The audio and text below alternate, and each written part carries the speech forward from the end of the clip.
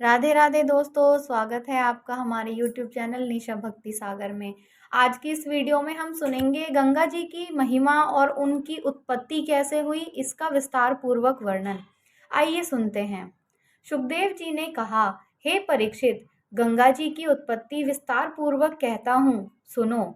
जब नारायण जी ने वामन अवतार लेकर 3 पग पृथ्वी राजा बलि से दान में ली और विराट रूप धारण करके एक पग से सातों लोक नीचे की ओर से और दूसरे पग से सातों लोक ऊपर की ओर से नाप लिए, तब ब्रह्मा जी ने पर ब्रह्म परमेश्वर का दाहिना चरण अपनी पुरी में पहुंचते ही त्रिविक्रम अवतार जानकर उठ खड़े हुए। तब ब्रह्मा ने अपने कमंडल में से विरजा नदी का पानी, जो ब्रह्म रूप परमेश्वर के आंसू गिरने से बैकुंठ में प्रकट हुई थी, लेकर चरण धोते समय जो पानी सुमेरु पर्वत पर गिरा था, वह नीचे आकर मंदराचल पहाड़ के सिरहाने पर थमा रहा। तदुपरांत वह पानी 4 धाराओं में बहा, तो एक धारा सुमेरु के पश्चिम, दूसरी सुमेरु के दक्षिण, तीसरी सुमेरु के उत्तर दिशा में बहकर समुद्र में मिल गई। चौथी धारा जो पूर्व को बही थी, वह भागीरथ के तपोबल से ईलाव्रत खंड को बाईं ओर छोड़ती हुई नारायण पर्वत से उतरकर गंगोत्री से होकर भरत खंड में आई। उसी धारा का नाम संसार में गंगा जी प्रकट हुआ। गंगा जी का ऐसा महात्म्य है कि जो कोई गंगा स्नान, जल पान व दर्शन करने हेतु अपने घर से जाने की इच्छा करता है, उसके करोड़ों जन्म के पाप छूट जाते हैं। वह मनुष्य इस इच्छा से जितने पग चलकर गंगा जी तक पहुंचता है, एक एक पग धरने के बदले उसको 100 राजसु व अश्वमेघ यज्ञ के फल मिलते हैं। यह वचन सुनते ही परीक्षित ने संदेह मानकर सुखदेव जी से पूछा, हे महाराज, जब मनुष्य को गंगा स्नान के लिए जाने से ही यज्ञों के फल मिलते हैं, तो हमारे दादा युधिष्ठिर ने किस लिए इतना रुपया खर्च करके यज्ञ किया और दूसरे राजा क्यों यज्ञ करते हैं? यह वचन सुनकर सुखदेव जी बोले, हे राजन, हम एक इतिहास तुमसे कहते हैं, सुनो। एक समय महादेव जी पार्वती को साथ लेकर मकर महीना में गंगा स्नान करने के लिए प्रयागराज को जाते हैं। राह में पार्वती जी ने बहुत लोगों को जाते हुए देखकर महादेव जी से गंगा स्नान का महात्म्य पूछा।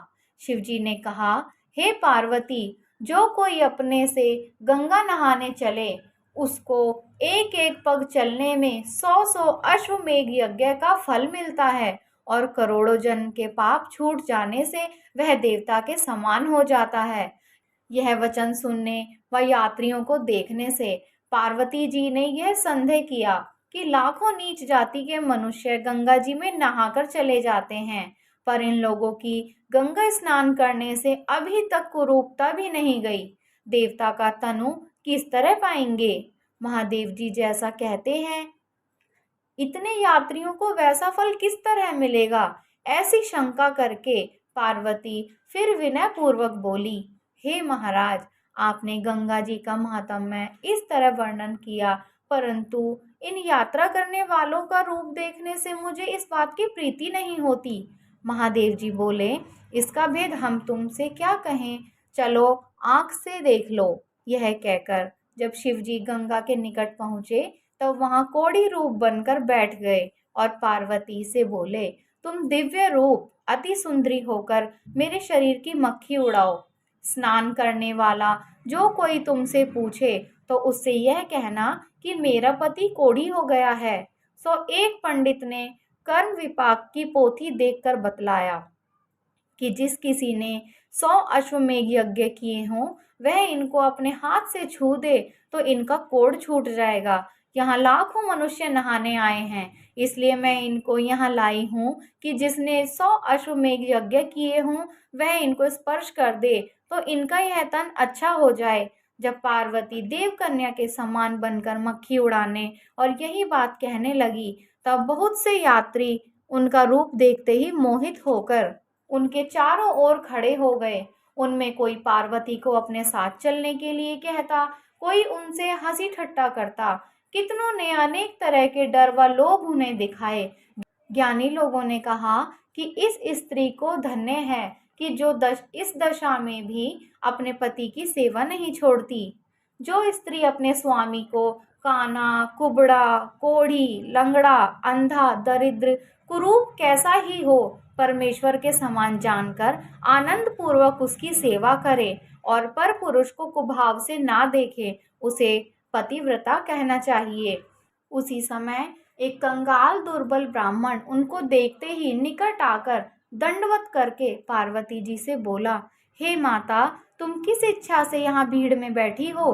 कहीं एकांत में अपने पति को ले जाकर उसकी सेवा करो, जिसमें मक्खी आदि बैठने से यह दुख न पाए।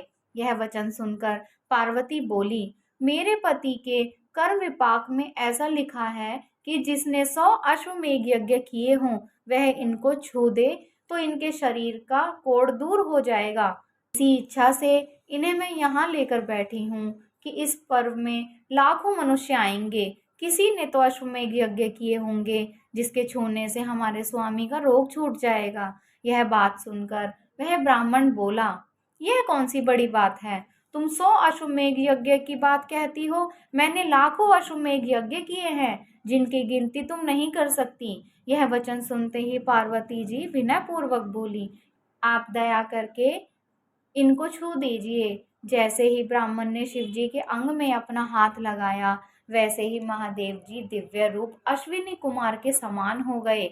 यह हाल देखकर पार्वती और सब यात्रियों को इस बात का संदेह हुआ कि इस ब्राह्मण की उम्र 30 वर्ष की होगी और यह कंगाल है। 100 अश्वमेघ यज्ञ करने में 100 वर्ष और बहुत द्रव्य व सेना दूसरे राजाओं को जीतने के लिए चाहिए। इसने किस तरह 100 यज्ञ किए होंगे? शिवजी अंतर्यामी ने उनका संदेह छुड़ाने के लिए यात्रियों के सामने उस ब्राह्मण से पूछा, हे महाराज, तुमने इतनी छोटी उम्र में लाखों यज्ञ किस तरह किए होंगे? वह ब्राह्मण बोला, सुनिए महाराज, यज्ञ की विधि और उसका फल शास्त्र अनुसार होता है। उसी शास्त्र में गंगा स्नान का महात्म्य ऐसे लिखते हैं कि जो कोई गंगा स्नान करने को अपने घर से चले उसके एक एक पग चलने से 100 अश्वमेघ यज्ञ के फल की प्राप्ति होती है। सो मैं अपने घर से नित्य गंगा स्नान करने को कोस भर हजारों पग चलकर आता हूँ। उस हिसाब से लाखों कौन चीज है, कई करोड़ अश्वमेघ यज्ञ कर चुके होंगे। इसमें आश्चर्य किस बात का है? यह बात सुनकर महादेव ने पार्वती व यात्रियों से कहा, ब्राह्मण सच कहता है। शिवजी ऐसा कहकर अपने स्थान को चले गए। राह में पार्वती से बोले कि देखो, हमारे कहने के अनुसार इस ब्राह्मण को गंगा स्नान के फल मिलते हैं। यह सब यात्री वेद के वचन पर विश्वास नहीं करते, इसलिए वेद व शास्त्र को सुनकर उस पर विश्वास करना चाहिए, तभी इसके पूर्ण फल की प्राप्ति होती है।